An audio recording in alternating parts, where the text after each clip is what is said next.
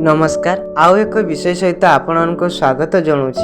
आज आम जानिबा प्रतिदिन हनुमान चालीसा पाठ करने द्वारा कौन लाभ होता है एवं हनुमान चालीसा केभली पढ़िबा उचित। प्रतिदिन जदि आपण माने हनुमान चालीसा पाठ करते तेबे पापरु मुक्ति मिलवा सहित सबु कष्ट दूर होता है एवं यह सहित जदि आपणकर शनि दशा पड़ी थाए तेबे यह मध्य दूर होता है। कौनसी जदि तंत्र बाधा आपणक घरे थाए ताहा मध्य दूर होता है। आपण माने जानिथिबे हिंदू धर्म रे देवी देवता मानकर पूजा को बहुत गुरुत्व दिया जाए। आज मंगलवार दिन एमितिरे भी एही दिन को ज्ञान एवं शक्तिर गुरु प्रभु हनुमानकर बोली विवेचना करा जाए। कुहा जाए जे प्रभु हनुमान एपरी जने गुरु जे शीघ्र तांक भक्तंक भक्ति रे प्रसन्न हो जाती एवं विश्वास करा जाए जे हनुमान चालीसा को प्रतिदिन किंबा विशेष करी मंगलवार एवं शनिवार दिन पाठ करने द्वारा जीवनर समस्त असुविधा दूर होता है। एणु बंधुगण जी समस्त दुख को दूर करितांती महावीर प्रभु हनुमान चालीसा पाठ कले कौन लाभ होता है पॉइंट वाइज जानिबा।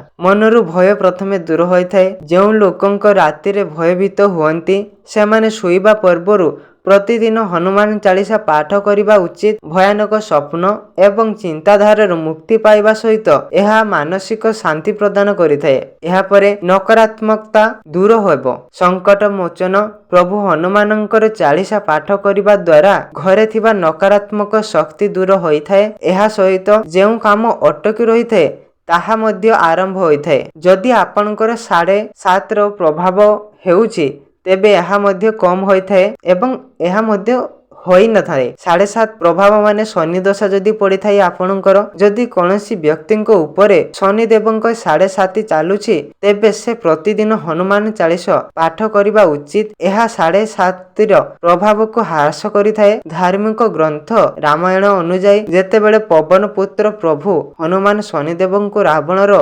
बंदित्व मुक्त करथिले शनिदेव खुशी होई कहिथिले जे जे शनिवार दिन हनुमान चालीसा पाठ करिवे तांकु कौनसी प्रकार दुख भोगिबाकू पड़िबो नाही। एही परि भाबरे प्रत्येक शनिवार दिन हनुमान चालीसा पाठ करने द्वारा प्रभु हनुमानक सहित भगवानक शनि देवंक कृपा मध्य मिलिथाए। एभली एमिति शनि ग्रह एवं 7.5 प्रभाव स्वल्प होई जीवनर सुख समृद्धि आनी थाए। यह परे पापरु मुक्ति मिली थाए। अनेक समय आमे आम जीवन अजाणत भूल करिथाउ। एमितिरे बहुत भूल आमे अनुभव मध्य करिथाउ। एमितिरे हनुमान चालीसा पाठ करने द्वारा सेही समस्त पापरु मुक्त होइथाए। विश्वास करा जाए जे राति शोइबा पूर्वरु हनुमान चालीसा को प्राय 100 थर शुद्ध मनरे हृदयरु पाठ करने द्वारा पापरु मुक्ति मिलिथाए एवं हनुमान चालीसा सिद्धि मध्य होइथाए। ता सहित जीवनर सुखर आगमन होइथाए। हनुमान चालीसा पाठ करने द्वारा दुख दूर हेबो। जदि आपण मध्य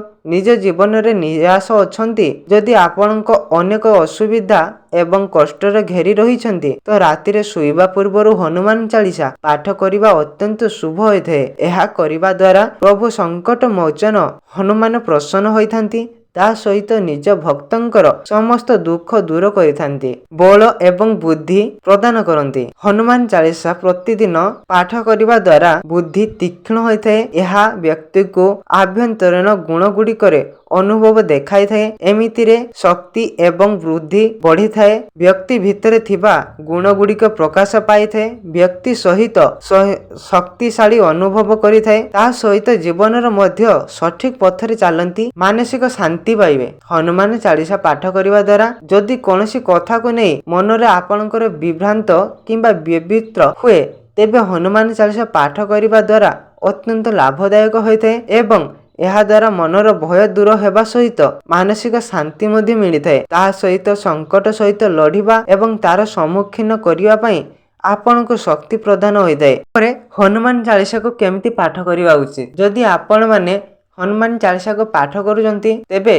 प्रथमे होउची सीताराम कहे कि 3 थर कि 5 थर कि 7 थर तापर हनुमान चालीसा पाठ करंतु जहा द्वारा यार फल उचित भाव में मिली थाए। तेणु प्रथमे होची सीताराम कहीके आपण माने हनुमान चालीसा पाठ करबा उचित एवं हनुमान चालीसा पाठ करने द्वारा ପ୍ରଭୁ ଶ୍ରୀରାମଙ୍କର ଆଶୀର୍ବାଦ ମଧ୍ୟ ଆପଣଙ୍କ ଉପରେ ସଦାବେଳେ ରହିଥାଏ। ଏହାପରେ ମୁଁ ଆଉ ଏକ ଭିଡ଼ିଓରେ ହନୁମାନ ଚାଳିଶା କେମିତି ପାଠ କରିବା ଉଚିତ ସେହି ବିଷୟରେ ଆପଣମାନଙ୍କୁ ଜଣାଇବି। ତ ଭିଡ଼ିଓଟିକୁ ଭଲ ଲାଗିଥିଲେ ନିଶ୍ଚିତ ଭାବରେ ଚ୍ୟାନେଲଟିକୁ ସବସ୍କ୍ରାଇବ କରନ୍ତୁ ଏବଂ ଲାଇକ୍ କରନ୍ତୁ।